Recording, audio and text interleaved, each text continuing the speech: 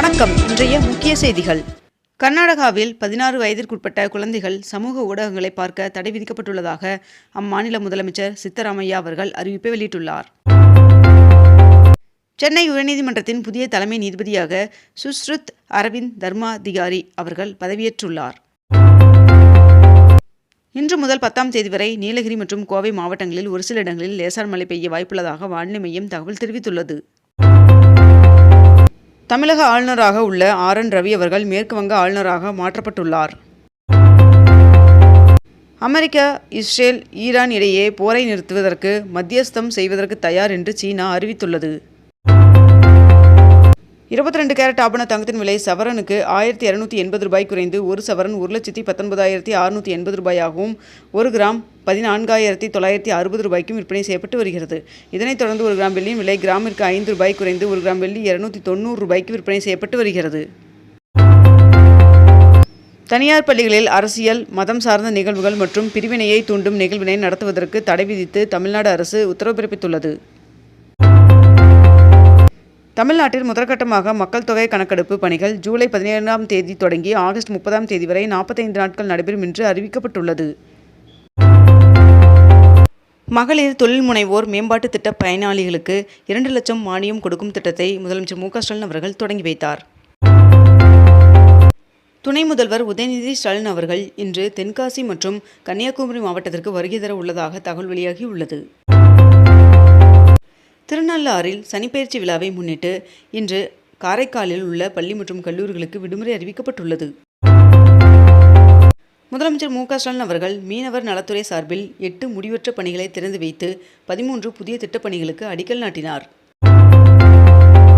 Chennai metro rail நிலையங்களிலிருந்து பல்வேறு இடங்களுக்கு இணைப்பு சேவையை வழங்க 220 AC மின்சார சிற்றுந்துகளை முதற்கட்டமாக கொள்முதல் செய்ய தமிழ்நாடு அரசு அனுமதி வழங்கியுள்ளது. பிரான்ஸ் அதிபர் இம்மானுவேல் மேக்ரான் அவர்களுடன் பிரதமர் நரேந்திர மோடி அவர்கள் தொலைபேசியில் பேசினார். முதலமைச்சர் மு.க. ஸ்டாலின் அவர்கள் புதிதாக 6 நவீன நெல் சேமிப்பு வளாகங்களை திறந்து வைத்தார். இன்று சனிப்பெயர்ச்சி நிகழ்வை ஒட்டி இன்றும் நாளையும் சிறப்பு ரயில்களை தெற்கு ரயில்வே அறிவித்துள்ளது.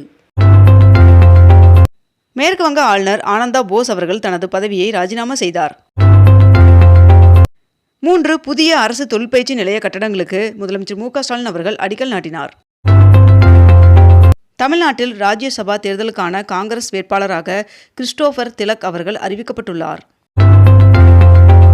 மாநிலங்களவை தேர்தலில் போட்டியிட பீகார் முதலமைச்சர் நிதிஷ்குமார் அவர்கள் வேட்புமனு தாக்கல் செய்தார். புதுச்சேரியில் உயர்த்தப்பட்ட பயிர் உற்பத்தி மானியம் 2026-27ஆம் ஆண்டு முதல் அமலுக்கு வருகிறது என்றும் பயிர் வகைகள் எள்ளுக்கு 6000, பாரம்பரிய நெல் வேர்க்கடலை மானியமாக 7000 ரூபாய் வழங்கப்படும் என்றும் தெரிவிக்கப்பட்டுள்ளது.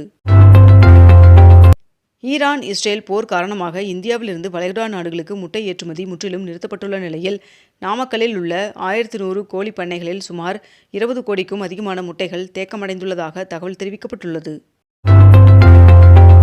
1000 பேருக்கு வேலைவாய்ப்பு வழங்கும் வகையில் 5300 கோடி ரூபாய் முதலீட்டில் MRF தொழிற்சாலை அமைக்க முதலமைச்சர் மு.க. ஸ்டாலின் அவர்கள் முன்னிலையில் ஒப்பந்தம் மேற்கொள்ளப்பட்டது. புதுச்சேரியில் மகளிருக்கான மாத உதவித்தொகை 2 மாதங்களுக்கு சேர்த்து 5000 ரூபாயாக வழங்கப்படும் என்று அறிவிக்கப்பட்டுள்ளது. தேமுதிகவின் மாநிலங்களவை வேட்பாளராக அக்கட்சியின் பொருளாளர் LK சுதீஷ் அவர்கள் போட்டியிடுகிறார். 2030ஆம் ஆண்டில் தமிழ்நாடு $1 டிரில்லியன் பொருளாதார மாநிலமாக உயரும் என்று தமிழ்நாடு அரசு தகவல் தெரிவித்துள்ளது. வேளச்சேரி பரங்கிமலை இடையே பறக்கும் ரயிலின் சோதனை ஓட்டம் இன்று நடைபெற உள்ளதாக தெற்கு ரயில்வே அறிவித்துள்ளது. திமுக கூட்டணியில் காங்கிரஸ் கட்சிக்கு 28 சட்டமன்ற தொகுதிகளும் ஒரு மாநிலங்களவை இடமும் ஒதுக்கீடு செய்யப்பட்டு ஒப்பந்தம் கையெழுத்தாகியுள்ளது. தஞ்சையில் நேற்று நடைபெற்ற தவேக பொதுக்குழு கூட்டத்தில் விஜய் அவர்கள் மேற்கண்ட இந்த தேர்தல் வாக்குறுதியை அறிவித்துள்ளார். இளைஞர் நலன் மற்றும் விளையாட்டு மேம்பாட்டுத்துறையின் சார்பில் 42 கோடி ரூபாய் செலவில் கட்டி முடிக்கப்பட்டுள்ள 14 விளையாட்டுத்துறை கட்டிடங்களை முதலமைச்சர் மு.க. ஸ்டாலின் அவர்கள் திறந்து வைத்துள்ளார். வருகின்ற 7ஆம் தேதி முதல் 9ஆம் தேதி வரை மேற்கு தொடர்ச்சி மலை மாவட்டங்கள் மற்றும் தென் தமிழக கடலோர மாவட்டங்களில் ஒரு சில இடங்களில் லேசான மழை பெய்ய வாய்ப்புள்ளதாக வானிலை மையம் தகவல் தெரிவித்துள்ளது. செஞ்சியில் 85 கோடியில் 4 வழிச்சாலை அமைப்பதற்கான பணியை அம்மாவட்ட ஆட்சியர் தொடங்கி வைத்தார். அமெரிக்கா, இஸ்ரேல் மற்றும் ஈரான் இடையிலான மோதலை தொடர்ந்து இந்திய பங்குச்சந்தையில் ஏற்பட்ட 2 நாள் சரிவில் முதலீட்டாளர்கள் 16 லட்சம் கோடி ரூபாய் அளவிற்கு இழப்பை சந்தித்துள்ளனர் என்று தகவல் வெளியாகியுள்ளது. சிற்பக்கலைகளில் திறமை மிக்க 6 கலைஞர்களுக்கு கலைச்செம்மல் விருதுகளை அமைச்சர் சாமிநாதன் அவர்கள் வழங்கினார். காவல்துறையின் சார்பில் 75 கோடி ரூபாய் செலவில் கட்டப்பட்டுள்ள கட்டிடங்கள் மற்றும் திறன்மிகு வகுப்பறைகள் ஆகியவற்றை முதலமைச்சர் மு க ஸ்டாலின் அவர்கள் திறந்து வைத்தார். சென்னையில் 63 கோடியில் கட்டப்பட்ட கலைஞர் அரங்கத்தை முதலமைச்சர் மு க ஸ்டாலின் அவர்கள் திறந்து வைத்தார். அண்ணா அவர்களின் பெயரில் இயங்கி வரும் திருத்தணி பேருந்து நிலையத்தின் பெயரை மாற்றக்கூடாது என்று எதிர்க்கட்சித் தலைவர் எடப்பாடி பழனிசாமி அவர்கள் வலியுறுத்தியுள்ளார். சென்னையில் 33 கோடி ரூபாய் செலவில் 11 முதல்வர் படைப்பகம், நவீன நூலகங்களை முதலமைச்சர் மு க ஸ்டாலின் அவர்கள் திறந்து வைத்தார். சவுதி அரேபியாவின் தலைநகர் ரியாத்தில் அமைந்துள்ள அமெரிக்க தூதரகத்தை ஈரான் ட்ரோன்கள் மூலம் தாக்கியது. மேற்காசிய நாடுகளில் சிக்கியுள்ள இந்தியர்களை மீட்க இன்று 58 விமானங்கள் இயக்கப்பட உள்ளதாக தெரிவிக்கப்பட்டுள்ளது. பாஜக தேசிய தலைவர் நிதின் நபீன் அவர்களை மாநிலங்களவை வேட்பாளராக பாஜக அறிவித்துள்ளது. பொள்ளாச்சி அடுத்த ஆனைமலை மாசாணியம்மன் கோவில் உண்டியலில் பக்தர்கள் காணிக்கையாக 89 லட்சம் ரூபாய் செலுத்தியுள்ளனர் என்று தெரிவிக்கப்பட்டுள்ளது.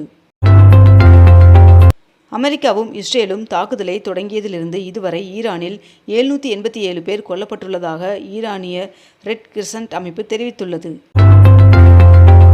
டிஎன்பிஎஸ்சி குரூப் 2 மற்றும் 2A பதவிக்கான தேர்வு வருகின்ற 15ஆம் தேதி நடைபெற உள்ளது. இதற்கான ஹால் டிக்கெட் தற்பொழுது வெளியிடப்பட்டுள்ளது. நடப்பு கல்வியாண்டில் 19 வெளிநாட்டு பல்கலைகள் இந்தியாவில் கால் பதிக்கின்றன என்று ஒன்றிய அமைச்சர் தர்மேந்திர பிரதான் அவர்கள் தகவல் தெரிவித்துள்ளார்.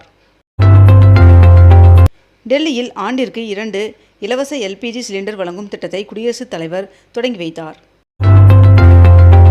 சர்வதேச மகளிர் தினத்தன்று பெண்களுக்கு 3 முக்கிய திட்டங்களை வெளியிட ஆந்திர முதல்வர் சந்திரபாபு நாயுடு அவர்கள் அதிகாரிகளுடன் ஆலோசனை நடத்தி வருகிறார் என்று தகவல் வெளியாகியுள்ளது.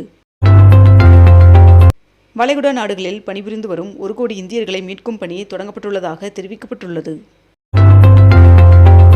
ஈரான், இஸ்ரேல் இடையிலான போரின் போது துபாயில் சிக்கி தவித்த இந்திய பேட்மிண்டன் வீராங்கனை PV சிந்து அவர்கள் பாதுகாப்பாக இந்தியா வந்தடைந்தார். அஞ்சலக சிறு சேமிப்பு திட்டங்கள் மூலம் சேலம் மாவட்டத்தில் கடந்த 5 ஆண்டுகளில் மட்டும் 11,598 கோடி ரூபாய் வசூல் செய்து சாதனை படைத்துள்ளதாக அம்மாவட்ட ஆட்சியர் தெரிவித்துள்ளார். சென்னை மாநகர் போக்குவரத்து கழகத்திற்கு 170 கோடியில் 100 புதிய மின்சார பேருந்துகளின் இயக்கத்தை துணை முதல்வர் உதயநிதி ஸ்டாலின் அவர்கள் தொடங்கி வைத்தார். இத்துடன் இன்றைய தலைப்புச் செய்திகள் நிறைவடைகின்றன. மேலும் இதுபோன்ற அண்மை தகவல்களை உடனுக்குடன் தெரிந்து கொள்ள அக்னிபூ சேனலை சப்ஸ்கிரைப் செய்து கொண்டு தொடர்ந்து இணைந்திருங்கள். நன்றி, வணக்கம்.